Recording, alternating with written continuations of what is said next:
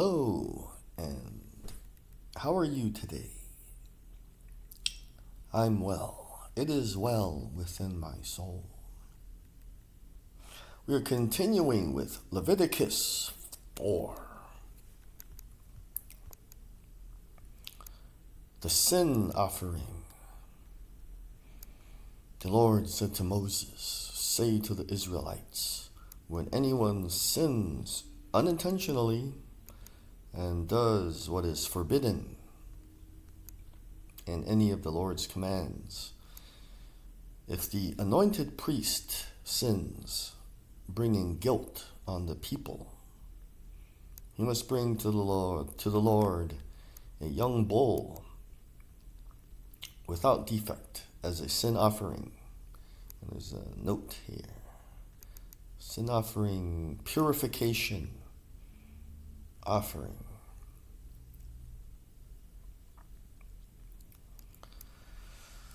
For the sin he has committed, he is to present the bull at the entrance to the tent of meeting before the Lord.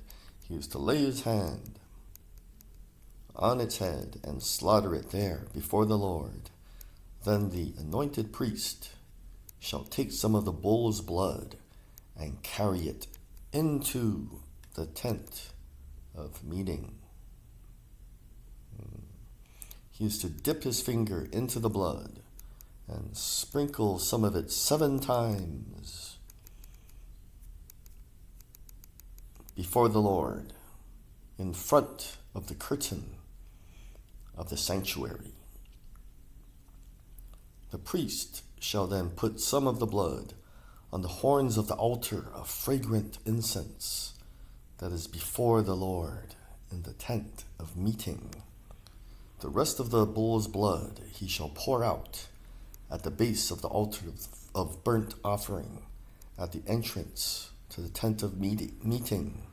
He shall remove all the fat from the bull of the sin offering, all the fat that is connected to the internal organs, both kidneys with the fat on them, near the loins, and the long lobe of the liver, which he will remove with the kidneys, just as the fat is removed from the ox.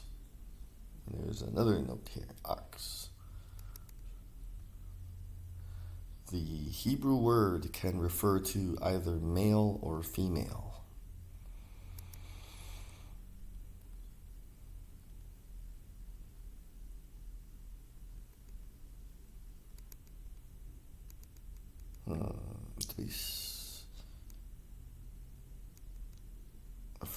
He shall remove all the fat from it, burn, and do the bull.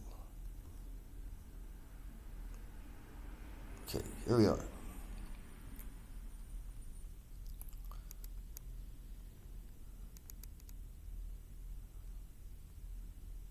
So the ox sacrificed as a fellowship offering. Then the priest shall burn them on the altar of burnt offering. Okay, so an ox is part of a herd, and there is the flock. So,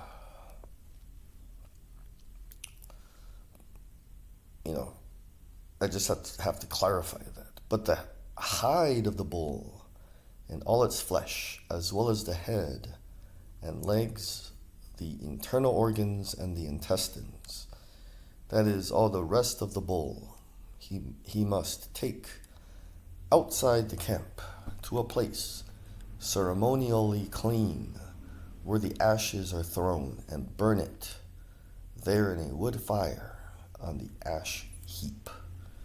If the whole Israelite community sins unintentionally and does what is forbidden in any of the Lord's commands, even though the community is unaware of the matter, when they realize their guilt and the sin they committed becomes known, the assembly must bring a young bull as a sin offering and present it before the tent of meeting, the elders of the community are to lay their hands on the bull's head before the Lord, and the bull shall be slaughtered before the Lord. Then the anointed priest is to take some of the bull's blood into the tent of meeting. He shall dip his finger into the blood and sprinkle it before the Lord seven times in front of the curtain. He is to put some of the blood on the horns of the altar that is before the Lord in the tent of meeting. The rest of the blood he shall pour out at the base of the altar of burnt offering at the entrance to the tent of meeting. He shall remove all the fat from it and burn it on the altar, and do with this bull just as he did with the bull for the sin offering. In this way, the priest will make atonement for the community, and they will be forgiven. Then he shall take the bull outside the camp and burn it as he burned the first bull. This is the sin offering for the community. When a leader sins unintentionally and does what is forbidden in any of the commands of the Lord his God, when he realizes his guilt and the sin he has committed becomes known, he must bring as his offering a male goat without defect. He is to lay his hand on the goat's head and slaughter it at the place where the burnt offering is slaughtered before the Lord. It is a sin offering. Then the priest shall take some of the blood of the sin offering with his finger and put it on the horns of the altar of the burnt offering, and pour out the rest of the blood at the base of the altar. He shall burn all the fat on the altar as he burned the fat of fellowship offering. In this way, the priest will make atonement for the leader's sin, and he will be forgiven. If any member of the community sins unintentionally and does what is forbidden in any of the Lord's commands, when they realize their guilt and the sin they have committed becomes known, they must bring as their offering for the sin they committed a female goat without defect. They are to lay their hand on the head of the sin offering and slaughter it at the place of the burnt offering. Then the priest is to take some of the blood with his finger and put it on the horns of the altar of burnt offering, and pour out the rest of the blood at the base of the altar. They shall remove all the fat, just as the fat is removed from the fellowship offering, and the priest shall burn it on the altar as an aroma pleasing to the Lord. In this way, the priest will make atonement for them, and they will be forgiven. If someone brings a lamb as their sin offering, they are to bring a female without defect. They are to lay their hand on its head and slaughter it for a sin offering at the place where the burnt offering is slaughtered. Then the priest shall take some of the blood of the sin offering with his finger and put it on the horns of the altar of burnt offering, and pour out the rest of the blood at the base of the altar. They shall remove all the fat, just as the fat is removed from the lamb of the fellowship offering. And the priest shall burn it on the altar, on top of the food offerings presented to the Lord. In this way, the priest will make atonement for them for the sin they have committed, and they will be forgiven. Let's go to Leviticus 5.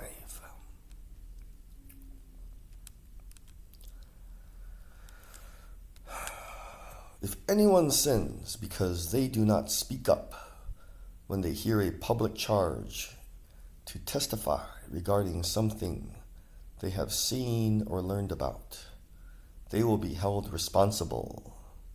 If anyone becomes aware that they are guilty, if they unwittingly touch anything ceremonially unclean, whether the carcass of an unclean animal, wild or domestic, or of any unclean creature that moves along the ground, and they are unaware that they have become unclean,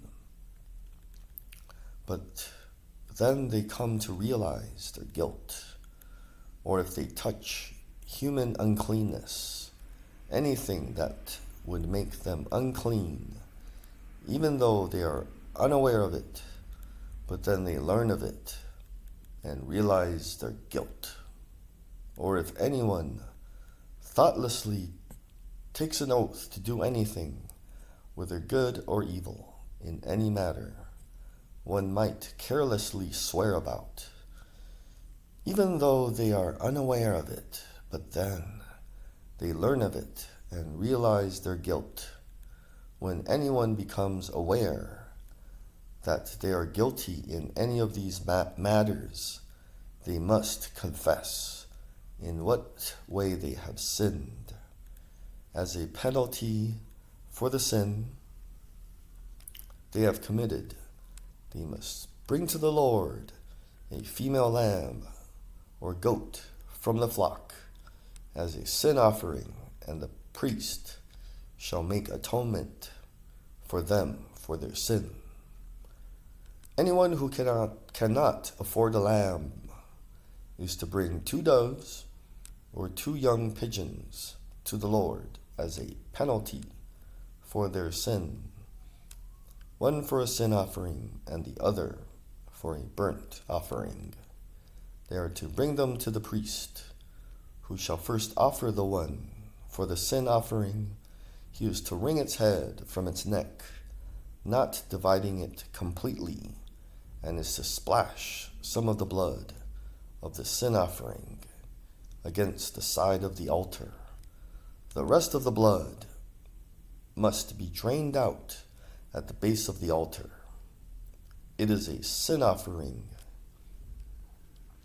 The priest shall then offer the other as a burnt offering in the prescribed way and make atonement for them for the sin they have committed, and they will be forgiven. If, however, they cannot afford 2 doves or 2 young pigeons, they are to bring as an offering for their sin 1/10 of an ephah of the finest flour for a sin offering. They must not put olive oil or incense on it, because it is a sin offering. They are to bring it to the priest, who shall take a handful of it as a memorial portion and burn it on the altar on top of the food offerings presented to the Lord. It is a sin offering. In this way, the priest will make atonement for them for any of these sins they have committed, and they will be forgiven. The rest of the offering will belong to the priest, as in the case of the grain offering. Now we're getting to the guilt offering. The Lord said to Moses, when anyone is unfaithful to the Lord by sinning unintentionally in regard to any of the Lord's holy things they are to bring to the Lord as a penalty a ram. A ram is like a sheep with horns that curl. They can't read. I think they look that. I think they go that way. One without defect and of the proper value in silver, according to the sanctuary shekel. It is a guilt offering. They must make restitution for what they have failed to do in regard to the holy things. Pay an additional penalty of a fifth of its value and give it all to the priest. The priest will make atonement for them with the ram as a guilt offering, and they will be forgiven. They will be forgiven. If anyone sins and does what is forbidden in any of the Lord's commands, even though they do not know it, they are guilty and will be held responsible. They are to bring to the priest as a guilt offering a ram from the flock, one without defect and of the proper value. In this way, the priest will make atonement for them for the wrong they have committed unintentionally, and they will be forgiven. It is a guilt offering they have been guilty of, and there's a note here. Guilty of or offering. Atonement has been made for there. They have been guilty of. Atonement has been made for their wrongdoing against the Lord. Let's go to Leviticus 6.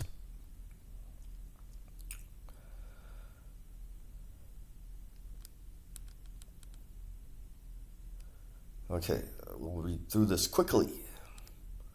The Lord said to Moses, if anyone sins and is unfaithful to the Lord by deceiving a neighbor about something entrusted to them or left in their care, or about something stolen, or if they cheat their neighbor, or if they find lost property and lie about it, or if they swear falsely about any such sin that people may commit, when they sin in any of these ways and realize their guilt, they must return what they have stolen or taken by extortion, or what was entrusted to them, or the lost property they found.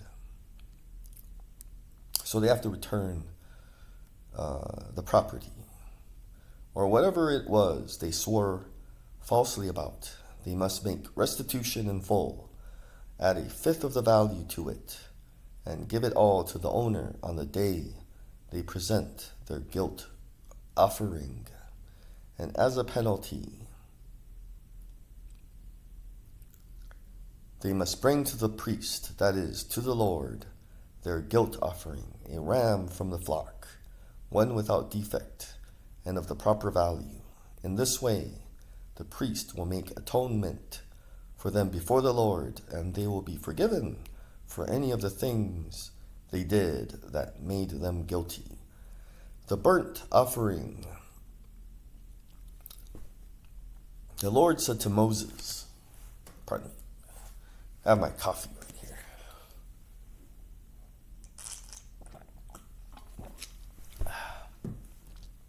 The Lord said to Moses, give Aaron and his sons this command.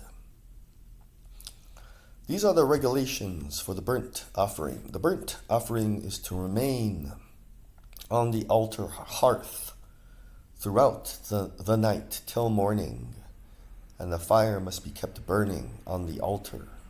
The priest shall then put on his linen clothes with linen undergarments next to his body, and shall remove the ashes of the burnt offering that the fire has consumed on the altar, and place them beside the altar. Then he is to take off these clothes and put on others and carry the ashes outside the camp to a place that is ceremonially clean. The fire on the altar must be kept burning. It must not go out. Every morning the priest is to add firewood and arrange the burnt offering on the fire and burn the fat of the fellowship offerings on it. The fire must be kept burning on the altar continuously. It must not go out. The grain offering. These are the regulations for the grain offering. Aaron's sons are to bring it before the Lord. In front of the altar, the priest is to take a handful of the finest flour and some olive oil, together with all the incense on the grain offering, and burn the memorial portion on the altar as an aroma pleasing to the Lord. Aaron and his sons shall eat the rest of it, but it is to be eaten without yeast in the sanctuary area.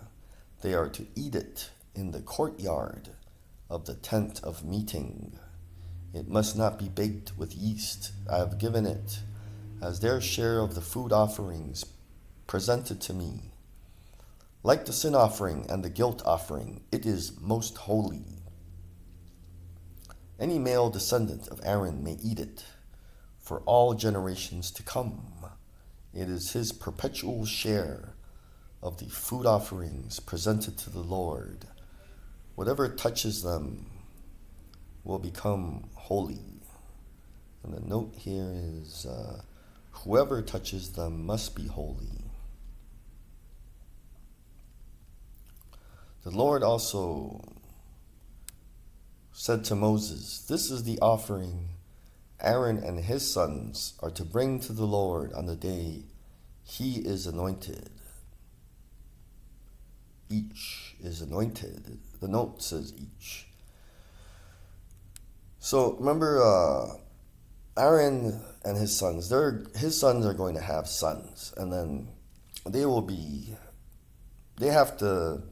take over, so there's that ceremony where they have to be anointed and ordained as the priests.